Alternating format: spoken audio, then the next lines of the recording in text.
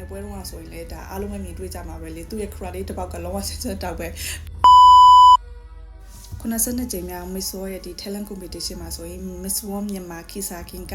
သူ့ရဲ့ဒီ talent competition မှာဒီ first round အနေနဲ့ဒါအောင်သွားပြီးတော့ second round ကိုသူတက်ရောက်နိုင်သွားပြီဖြစ်တယ်။သူ့ရဲ့ဒီ karate talent ဆိုရင်တော့လုံးဝချက်ချက်တောက်ပဲပေါ့နော်။သွားရှုပ်လို့တော့မရဘူး။ဒီ Miss World မြန်မာ final ပွဲတော့ဆိုရင်လေဒါအားလုံးပဲမြင်တွေ့ကြမှာပဲလေသူ့ရဲ့ karate တစ်ပေါက်ကလုံးဝချက်ချက်တောက်ပဲတွန်လူအနာသွားကပ်ပြီးရှုပ်လို့မရတဲ့အနေထားမျိုးเนาะဒီလားဒီကြားထဲမှာသူက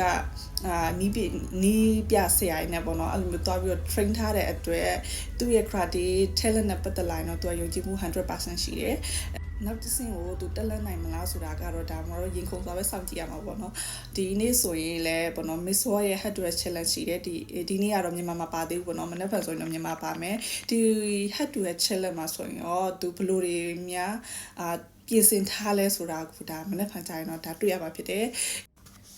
သူ့ရဲ့ဒီ talent competition မှာဒါသူ winner ဖြစ်ခဲ့မယ်ဆိုရင်တော့သူ့အတွက်ကတော့လောကစိတ်ပူစရာမလိုတော့တဲ့အနေထားဖြစ်သွားပြီပေါ့နော်အဲ့လိုဆိုတော့ရင်ကုန်စိတ်လှုပ်ရှားသွားပဲဒါမှတော့စောင့်ကြည့်ရမှာပေါ့နော်ဘလို့ပဲဖြစ်ဖြစ်ဒါသူအရင်စူးစမ်းတယ်ဆိုတော့သူ့ကိုဒါအားပေးရတာဒါတန်တာပေါ့နော်